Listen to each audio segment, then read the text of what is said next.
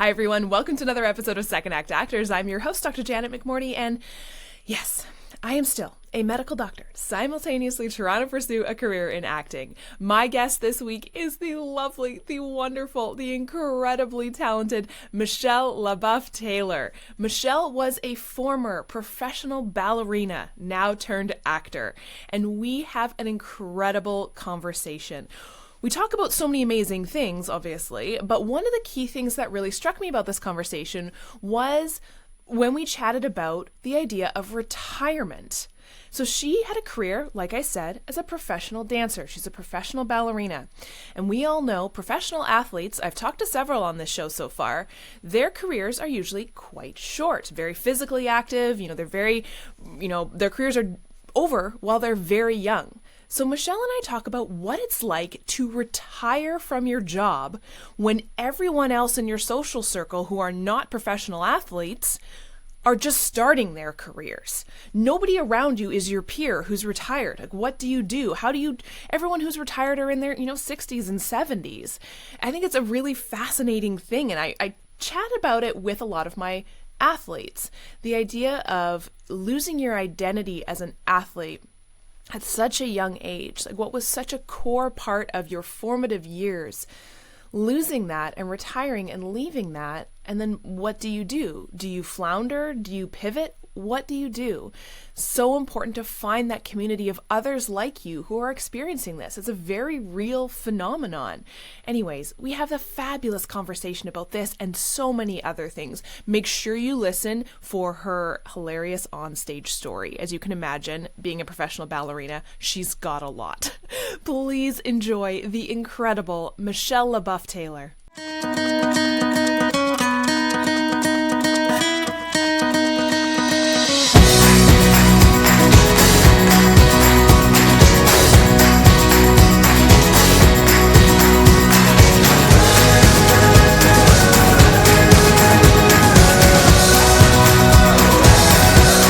Hearing rolling and you're like, oh, it's not action yet, but that's already. Yeah. And you're like, and here comes all the adrenaline that I'm not supposed to have. Why does it do that? I feel like it's like that too. Like you're fine, or at least for me, like I'm fine. And then as soon as you hear something come out of the director's mouth or like the first AD, and you're like, oh, okay, this is happening. Yeah. And you're like, I think it's a natural human response. Actually, I know it's a natural human response. Oh, yeah. But there's like no amount of training, I think, that will get that to go away. But I think I think it's like your nerves and where you're excited, like they feel the same. So I remember a therapist once telling me, if you can trick your brain into, instead of feeling nervous, say, you're not nervous, you're excited, then that will make a big deal. I'm like, and how do I do that? I'm like, oh, right. Practice. Okay. I do feel like repetition like helps. Like if it's the same scene or something, like I feel like repetition helps, like from that first, initial run through. Yeah. But like it's always the first run through. And sometimes it turns out great, but a lot of times you're like, oh, like that was my nervous one. That was my jittery one. Let's get that out of the way. Yeah. Yeah. I think the biggest thing that I realized was how much stamina is involved with acting. And I think that, again, it's like it has to come down to training, just like you would train for a marathon or like dance and stuff like that. For sure. Especially the people who are on shows that you're, filming a huge season and it's just all day, everyday lines. Like, yeah, I think about how exhausted I was, like 2 lines on a Hallmark movie. How do people do this day in and day out? Like, but it's training, I think, stamina, endurance. I think so too. Yeah, and I think it's that repetition, just doing it over and over and over. Yeah, absolutely. Which I think kind of gives comfort too. Yes, and I think that probably would be. It's like habit forming, I'm guessing, right? Like if you keep doing something over and over and over again, pretty soon your body's going to realize, oh, okay, it's not advantageous to be like pumped, filled with adrenaline if we're brushing our teeth because we've done this before, right? It just probably be the same. Yeah, for sure. Well, so tell me your story. How did you get into acting? See, I knew this question was going to come, and I was like, God, where do I begin? But I'll try to make it as short as possible. So the journey with acting really came, I think, from just performing through ballet. I mean, I'm quintessential. Like every ballet dancer, I feel like kind of has the same, beginning. Their parents put them in a little rinky-dink studio, and then they grew a love for it, and then they went to professional school. I mean, that's essentially what happened to me. But it's funny because the whole time that I was a ballet dancer, I was like, I want to act. I I found myself throughout my career wanting the character roles as opposed to the prima ballerina roles.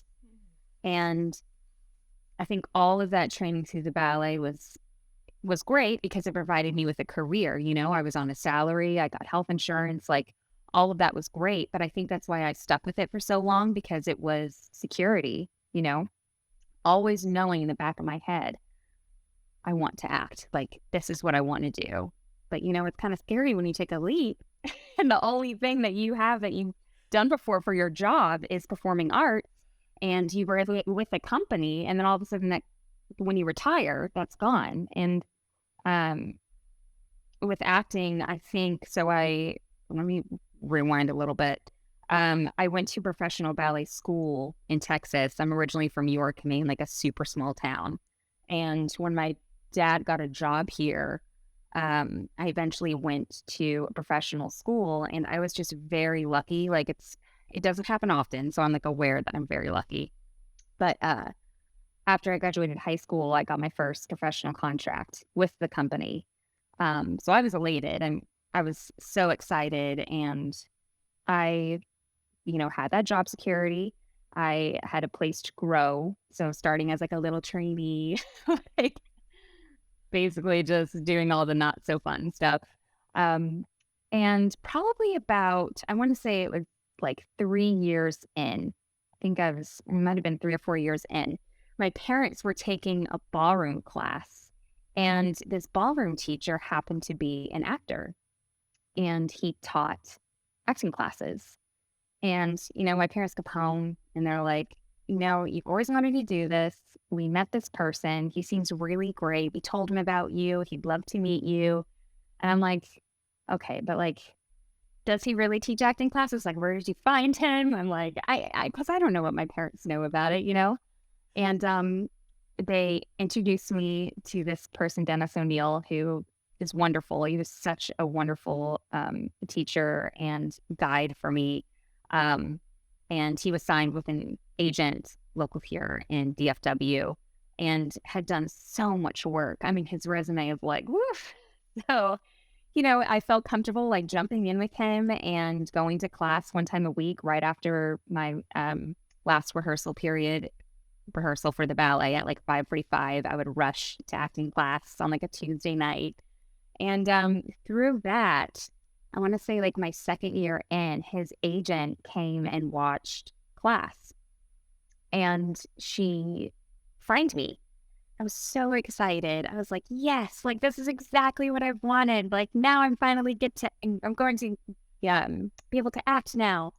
And she signed me, but with the ballet, how it works with contracts is it's almost like a school season. So we would start mid-July, early August, and we would go all the way to June. I don't know if it's like that in Canada. Is it like that in Canada? Mm-hmm. I think so. Okay. Yeah. You're in Canada, right? Yep. Okay. Yeah. I had to think about that. It's been a while. Yeah. Yeah, I know, right? Especially all the school you've been doing. I was like, here you did.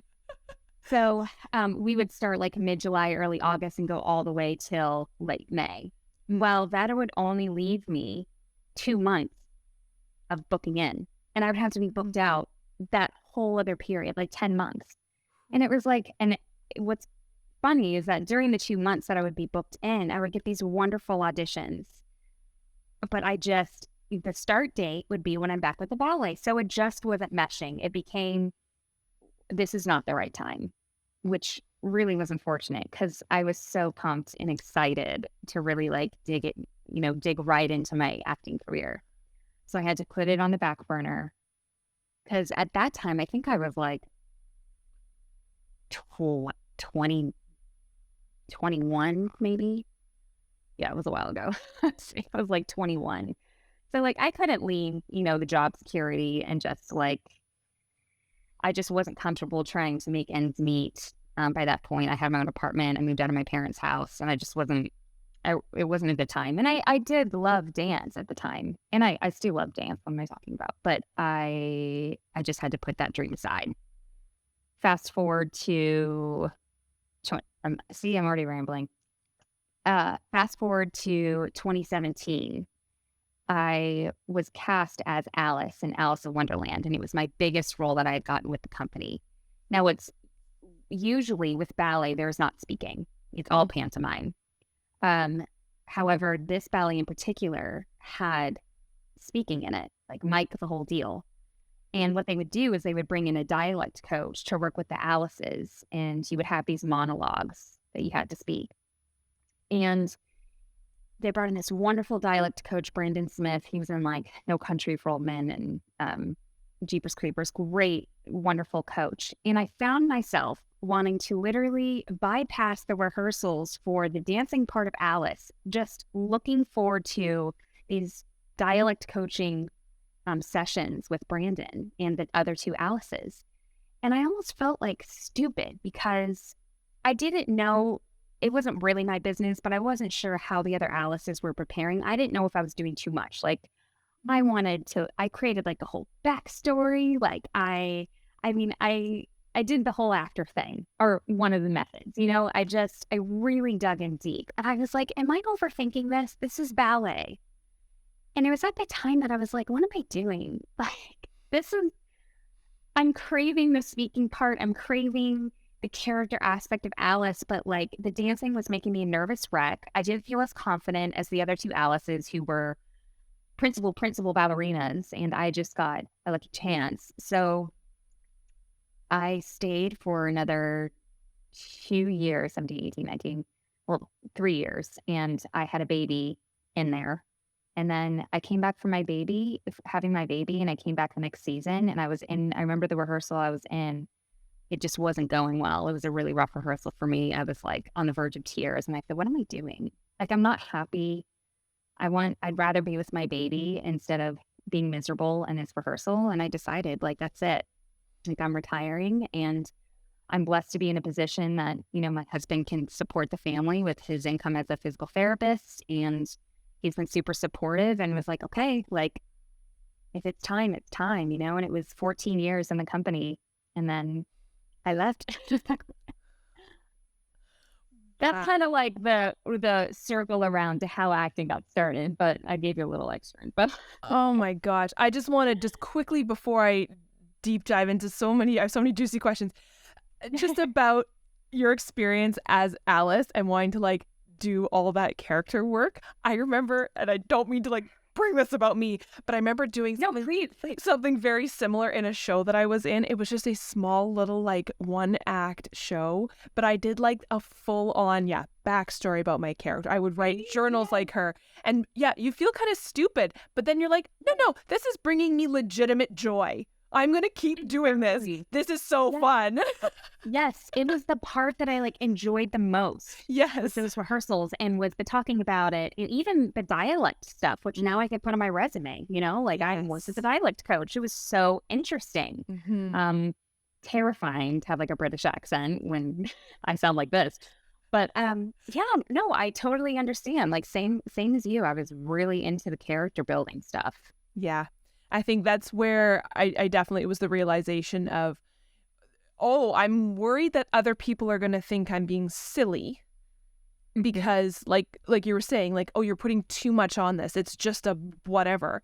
But then there's that other part being like, no, like this is like bringing such happiness personally. Like we need to dive into that because I think that's rare to feel that feeling. Yeah, it's not silly. Right. Yeah. Mm-hmm. Yeah. Well, thank you.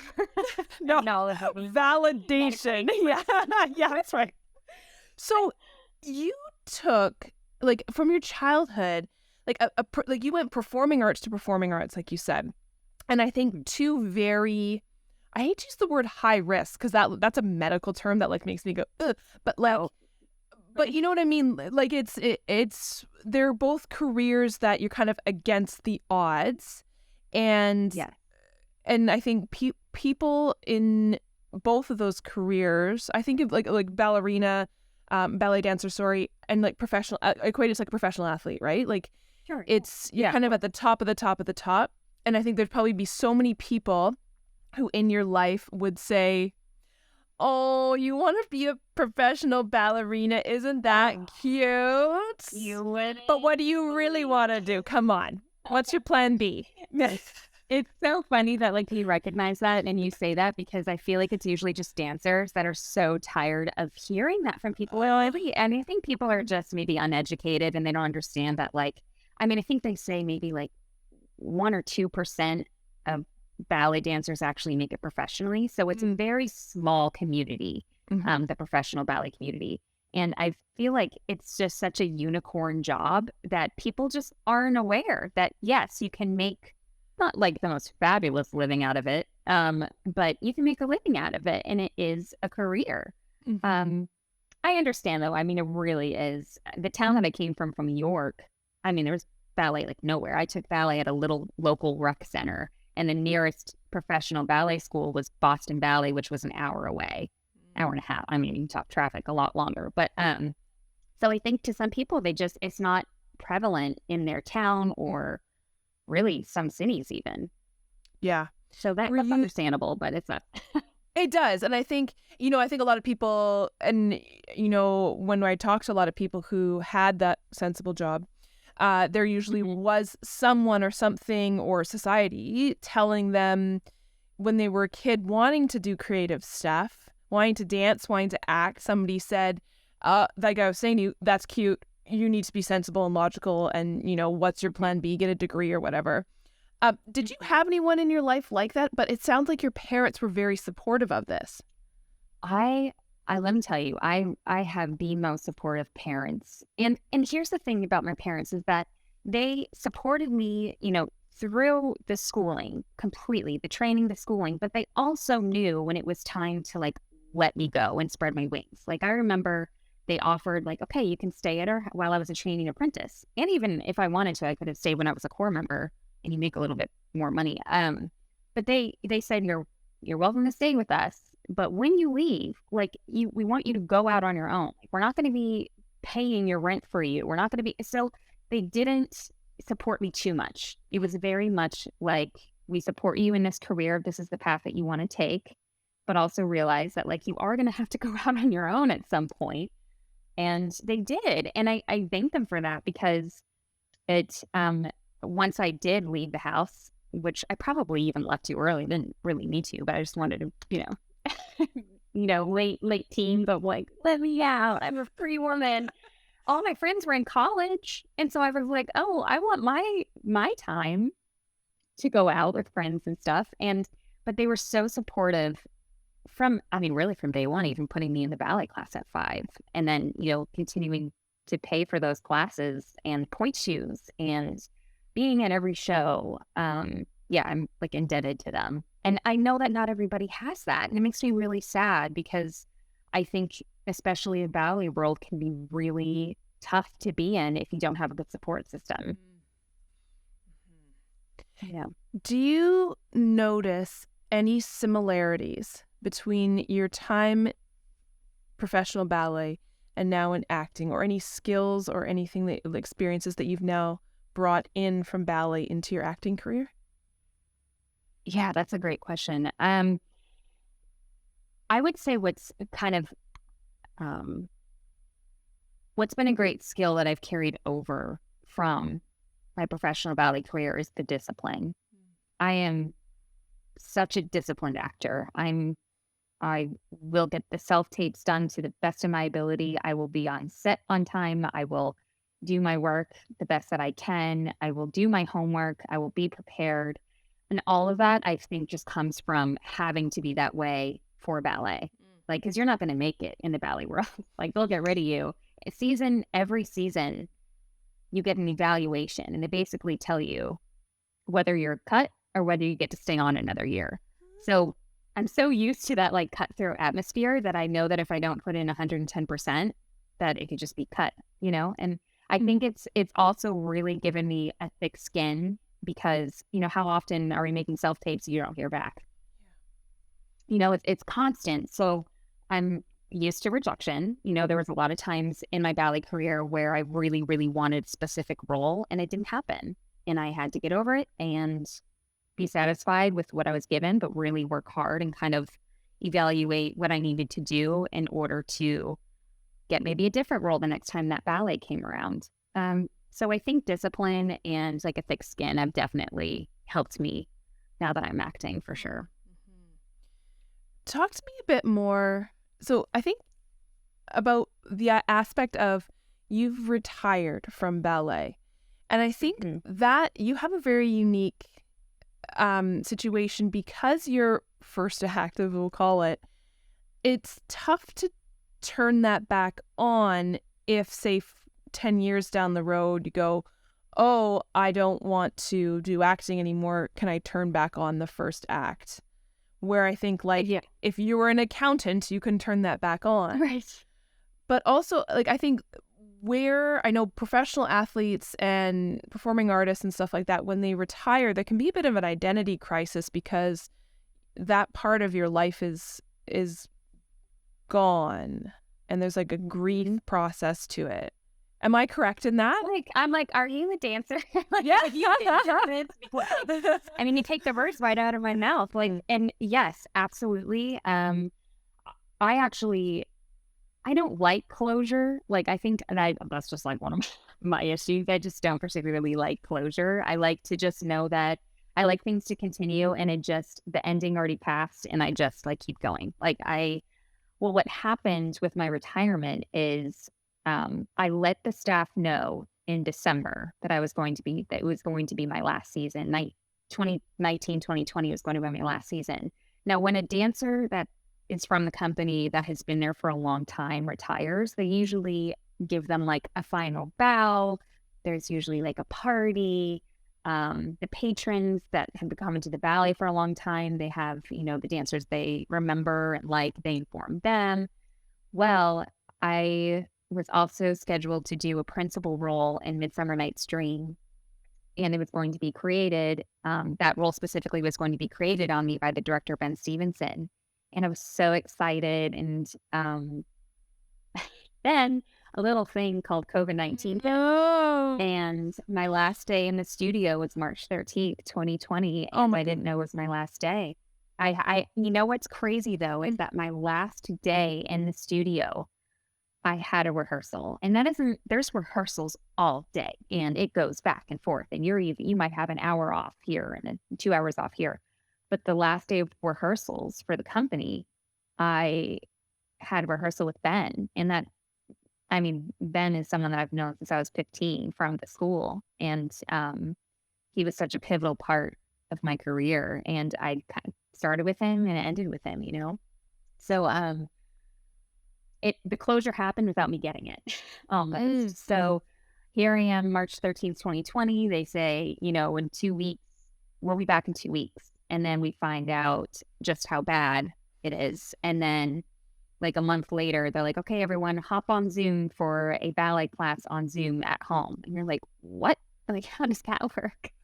And then they say, okay, well, the hall that we perform at 2 halls, one in Dallas and one in Fort Worth, they are going to close all shows until further notice. They are going to close all shows until further notice. And that was it. And I remember being in the Zoom meeting and looking at the executive director and just trying not to cry and saying, are you telling me that there's no final show to the season? And she knew it and I knew it. And she was really sweet when she told me, but she said, yeah, we're not going to have our final show. And that was it. And that's how my 14 year of professional ballet ended. And it's crazy, but I really think in hindsight, I think that if I were to have that final bow and to have that moment, and I think it would have been too hard for me, honestly. I'm such an emotional person. I think maybe it's for the better, honestly. Yeah, it's so interesting because it's so again, the professional acting, ballet, athletics career, it is pretty finite, right? And I think you're retiring at an age that is like 50 to 60 years younger than like civilians retire. So where's your peer group? Who has gone through this with you? Literally no one.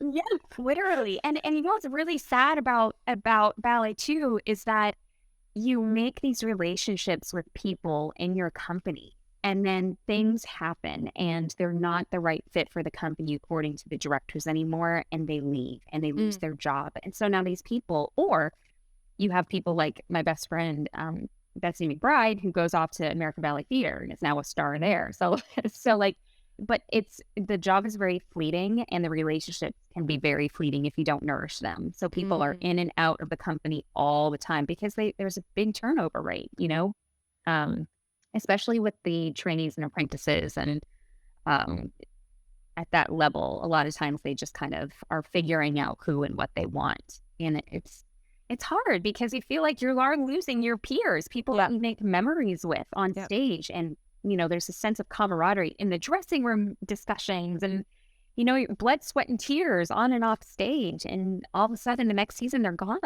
So yeah, it gets a little lonely.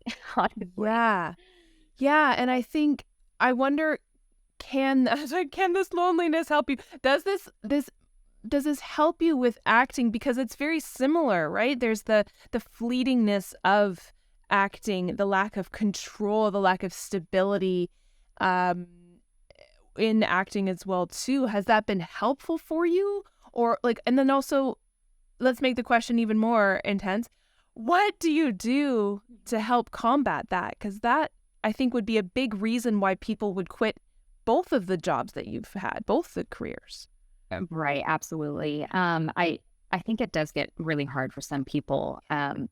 Honestly, like my family, I'm so lucky that I was hired with the company that is local to where my family is, because that is not common. I mean, in our company, we have people from London, Brazil, China. I mean, it's all over the world.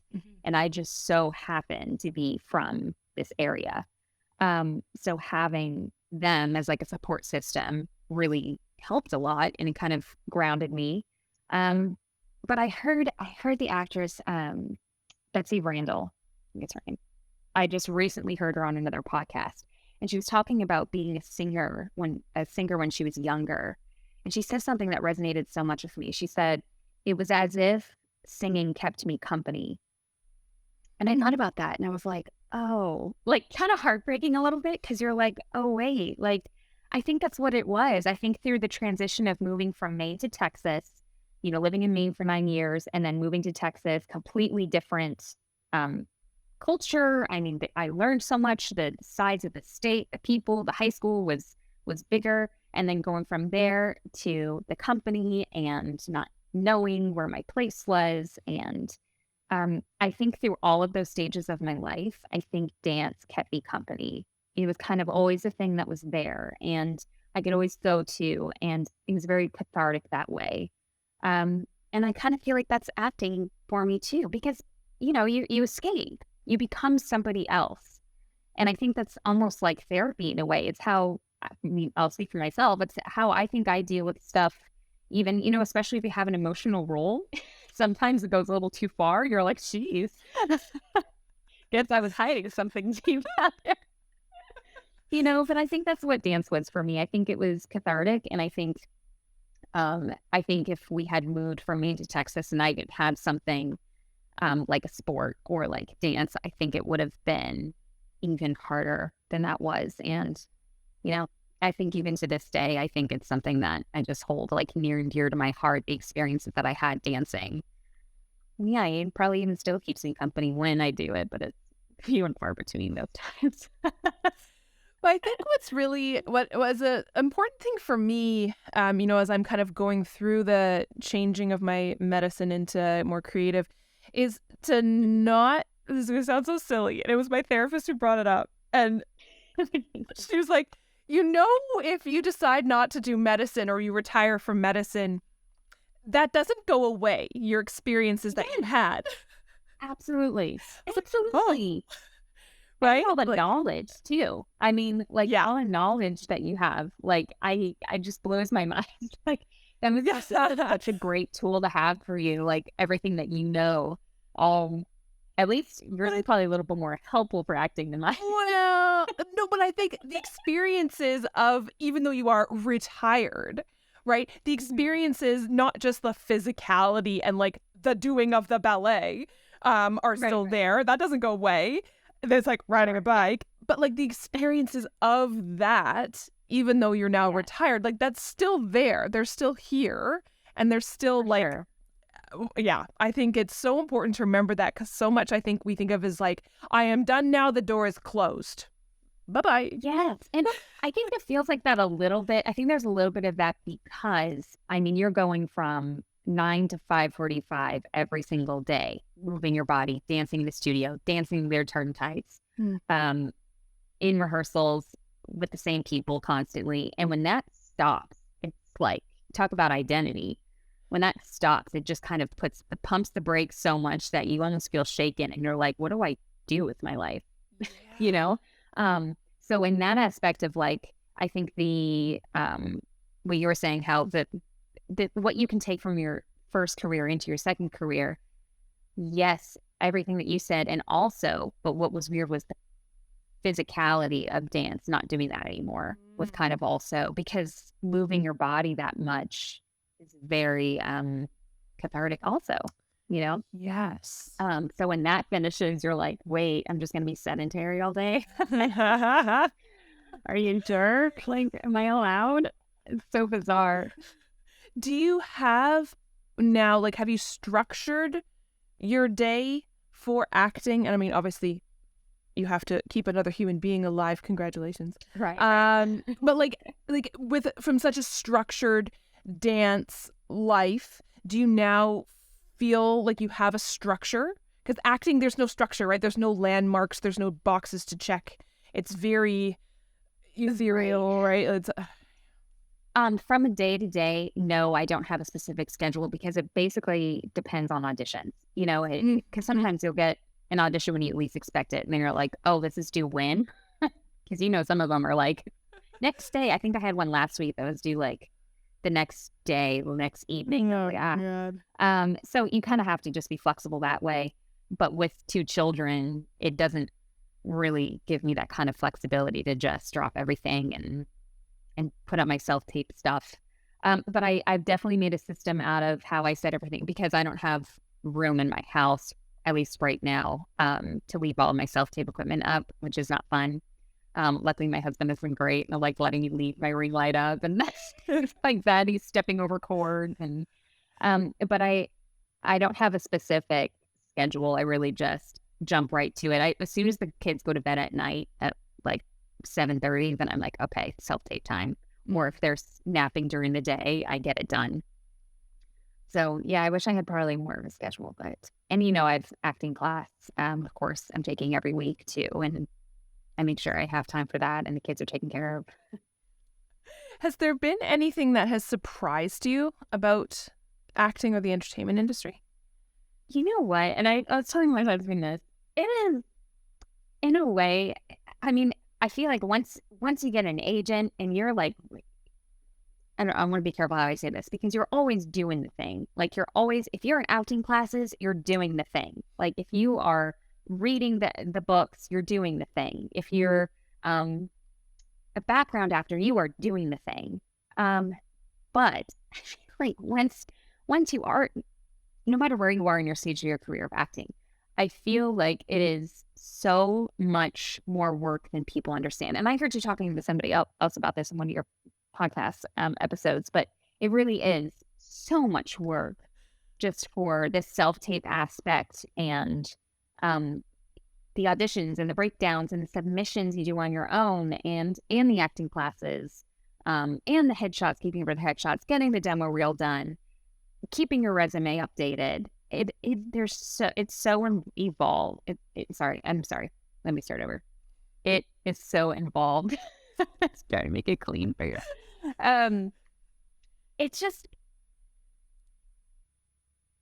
I don't know how to explain it without sounding like a fool, but it's everything I thought it was, but so much more. Like, now that I'm like auditioning for, some of the commercials that you get auditions for, you're like, is it really this company? Like, are they going to see my tape? And at the end of the day, probably not. It's probably just a passing brochure. It's just wild. I feel like once you're in it, it really is so competitive, and it's a big industry, but a small industry. And I think there's a lot that I still need to learn, but I'm enjoying it for sure. I wouldn't do it if I didn't. And I think that's the key, right? And I think that's the biggest, and it sounds so simple, right? And I agree with you. I feel so silly when I say it out loud. But I think like if you aren't enjoying it, there's no point. Like it's such a high risk, low financial reward. If you want a job that will give you financial stability and benefits, like I know I've heard other podcasts say this, like go work at Starbucks, For real. Yeah. If you want to perform in front of an audience and make money, like go be a teacher, right? I think there has to be enjoyment in whatever craft. It's just not worth it. There's just so many other things to be doing. Well, I'm also so happy that in that little break in my career when I in the early part of my ballet career when I was signed to an agency and I got like a little taste of it, I'm so happy that I had that because I was able to verify that, yes, this is what I want to do. This is what I'm meant to do, and I will do it one day. So that when I retired, I was able to just jump right in. I'm telling you, when they said we're not coming back and I knew that my career was over, in the next month I was in acting classes and I was already like I was right in. I was signing up. And then I took that year and a half to get my headshots done, to do short films, and which was hard because it was in the middle of the pandemic. I was like, I need to build my resume because majority of what's on my resume is theater, from the ballet. And I knew I needed to get some short films in or anything local that I could just get on there so that when I went to submit to agencies, I didn't look extremely green to where they weren't going to take a chance. Totally. Do you have any experiences that you've really enjoyed on set so far, or even just ballet? Any fun ballet experiences, things that you remember? I'm a feminine. I mean, I have a story. It's like not even. I mean, it's just kind of funny. This was back, we were doing a production called Peer Gynt, and this was in 2012, and I had just met my husband. I mean, we met on Match.com. We were married, we were engaged like 11 months later. So it worked out okay, but I would say it was like the second week that we were together. And I was performing Peer Gynt, and he came and saw the show, and I was doing this role called the Green Lady, and it was a really nice role for him to come see. So I was really proud of it, and I was like excited for him to see me in this crown, and like I was really excited for him to see me, do this important role, and I was so excited. And then he left, or he went to the show. I saw him; he was really sweet. He brought me flowers. He really enjoyed it. Well, the next day, I was doing the role that I didn't want him to see, and it was called the Madhouse scene. And I had to be in this really large suit, and I had to have my hair teased really, really big, and I had a unibrow drawn on me, and I had a black mark in between my teeth, so it looked like I had a gap in my teeth. And I had to act absolutely wild. I mean, stomping all over the place, going just nuts. And I mean, I was really into it this day too. I was really like committed to the character. I remember like some of my peers like laughing on stage because I was like just going all out. And I think I didn't have like I don't know if it was like the second act I had off, so I was able to leave. So I left, and then like half an hour later, I get a picture from Matt, from my husband, and he's standing outside of the theater with flowers. And I was like, no. So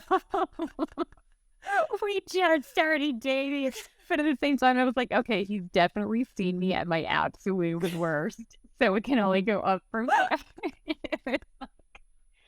Oh man, against it. I mean, we laugh about it to this day, but yeah, I mean that's just something I'll always remember of like really committing to a character and like having it backfire a little bit because like because you have to be fearless with this, you know, and that's something I learned too. Like to really commit to a character, you have to be fearless and you have to not be afraid of what people are going to think of you. If you have snot coming at your nose, if you are a crying hot mess, if you have a jittery voice, like you can't be afraid to have that. But now post doing that on stage, it was funny because we were like a week in and I really liked him.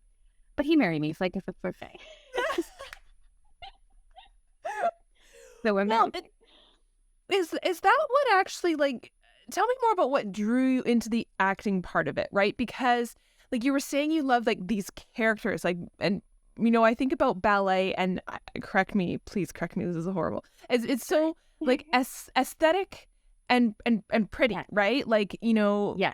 it's like modelly, right? Where Yeah. acting is more that character driven grittiness. People are applauded and what's allotted? You know what I'm looking for. You're right. When there is snot coming out of their mouth, where it's like the opposite, a snot coming out of their nose or mouth. Oh God. Yeah, am I still a doctor? I don't know. And you know, like where ballet, it's like applause the pretty, right? Yes, no, you're right. Like, what is it about acting that draws you? Like, what is it?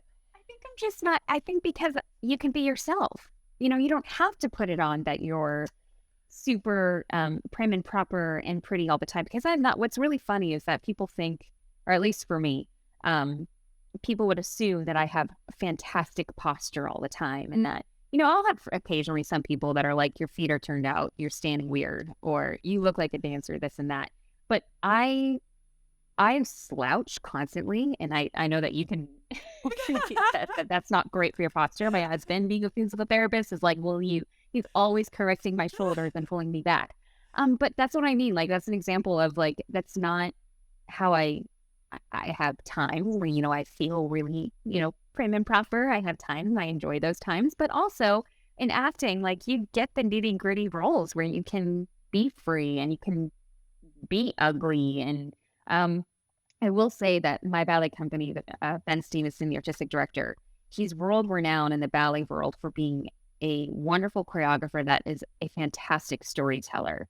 So what that afforded our company was this ability to be in productions that had characters like that had the quote unquote mad woman or one of my favorite roles I did ever was Maleficent from Sleeping Beauty. She was Caraboss, is what she was called. But he made not only those characters just, he gave them, it was our responsibility to give them soul, but he put the structure there and we just had to fill in the spots. So, and he was so great. He is so wonderful at just kind of leading the actor and letting them do with it what they want. And he really gave me that space. And I credit a lot of my confidence as an actor to him because he just kind of let me play, you know, and he does that with a lot of his dancers. He just lets them play and then it either works or it doesn't. And you don't think that's in the ballet. You think if you don't attend the ballet regularly, you think that it's just the Sugar Plum Fairy and you go in and you do some fouettes and pirouettes and then you go off the stage. But it's with these big storybook ballets like Alice in Wonderland or Sleeping Beauty or, I mean, you name it, Swan Lake. There's drama and there's usually a mise en scene and there's a lot of characters that allow for character building, which is really great. Yeah. Do you I think that's where that comes from. Yeah, and I think like, do you have any advice then for people who are interested in switching into a career in acting, not just like people from any career, but more specifically people who came from something like a dance background? Yeah, I mean, use the tools of what dance taught you and bring it into your acting career. Because I think if someone were to say, like, what sets you apart? Why should I choose you over them? And you could talk all day and say this and that, and I'm really great at emoting this, or whatever. But I think the discipline and the hard work that it takes to be a dancer is so wonderful to carry into an acting career, because you need to have it. I'm sure there are some people, like some unicorns, that are able to just get their big break and go on. But from what I see and the people that I'm working around, everyone's working really, really hard, and you have to love it. And I think my advice for anybody that's not even a dancer, just wants to pursue it in general, and this doesn't come from a place that, I think I'm some hot shot and I have it all together, because of course I don't. Like, I'm on a journey just like everybody else. But I will say that after that rehearsal, when I had my last rehearsal and I realized I wasn't going back to the ballet, I decided I am going in 110%. I am diving into this with everything that I have.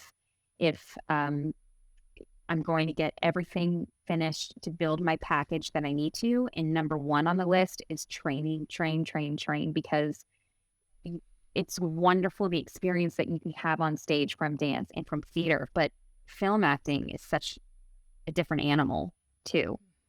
So I think training, for sure, like that would be my number one, would be like getting a great acting class. And I think that's what normal everybody says, but I think it's so important.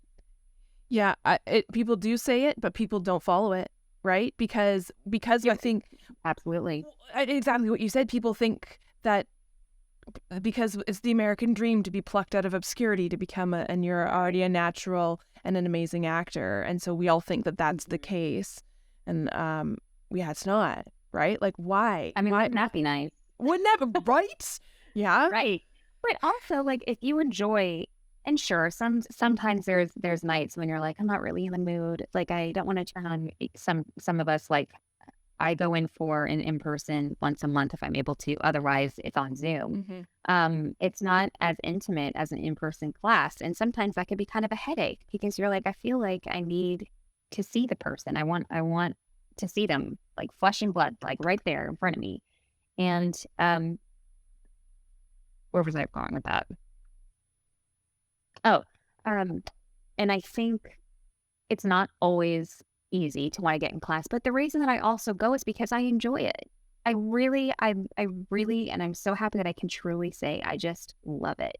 And I love getting a scene for the week for my class. And ever since I was a little girl, I just love to perform. And for me, it's just another opportunity to perform. So I'm like, why wouldn't you go to acting class?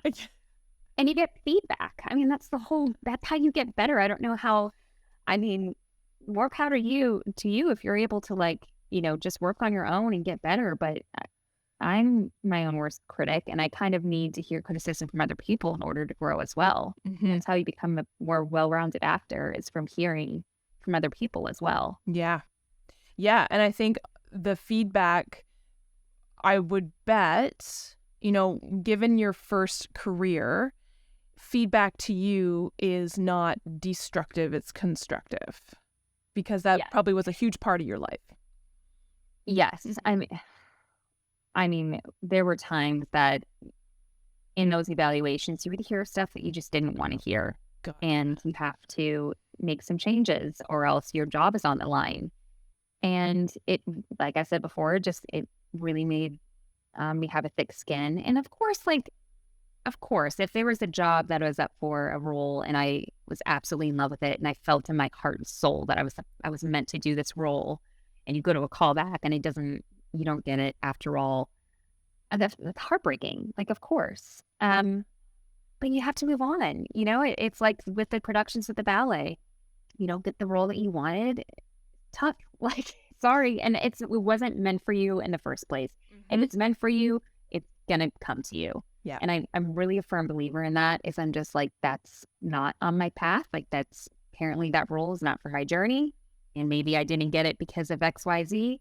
I know some people don't believe in that, but I'm very much like, everything happens for a reason. And I think that taking certain roles on can introduce you to different people and take you on different paths. So I think that what is meant to come will come if I work hard. And I think that goes for everybody, really. Yeah, I love that. Would your family describe you now as an actor?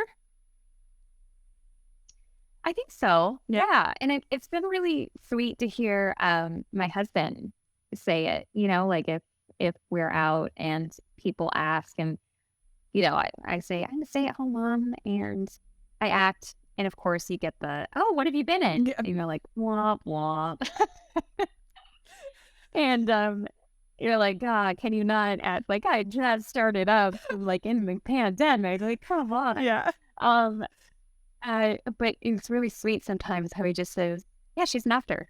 Like, that's what she does. And I think that's so supportive. And my parents, I think they're just learning, like bless them. They come up and take care of my kids.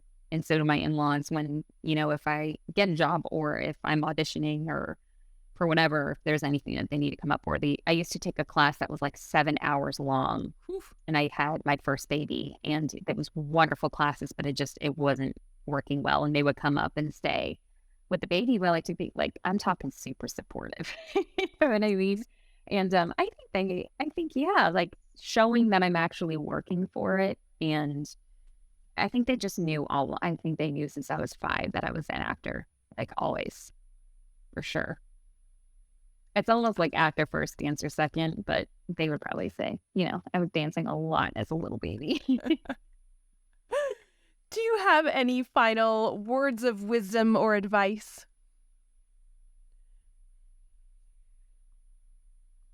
Go for it.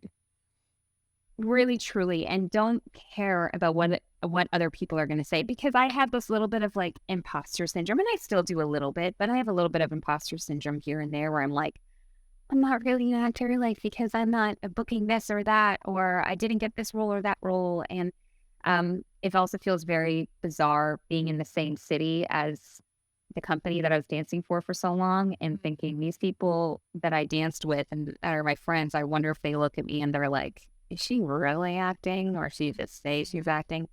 And sometimes those thoughts creep in. I just don't care. I mean, I'm so committed and I just love it so much that my biggest piece of advice is say, go for it. And I'm very lucky to have the support system I have. And even the people that I did dance with, they knew this is what I wanted to do. I really think they did, because they also saw that the acting part was what was really, really important to me. And I'm lucky that I have a really great support system and friends and family and, just peers in general. So I just say, go for it. Don't be afraid. We're all on this together.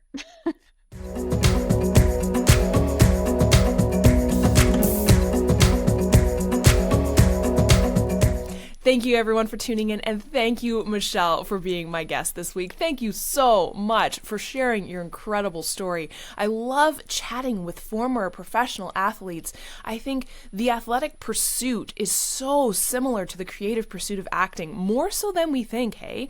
Every professional athlete I've talked to on the show notices the similarities, and I think there's so much creativity in sport that is just so helpful for now these former professional athletes' careers in acting. Again, thank you, Michelle, for sharing your story. You're an absolute delight. Everyone, go follow her on social media. She is wonderful. She has an incredibly adorable little son, but also you get to see the professional ballerina at work. I mean, what is better than that beautiful art form? Again, thank you, Michelle. Thank you, everyone, for tuning in, and I hope you will join me next week for another episode of Second Act Actors. Bye!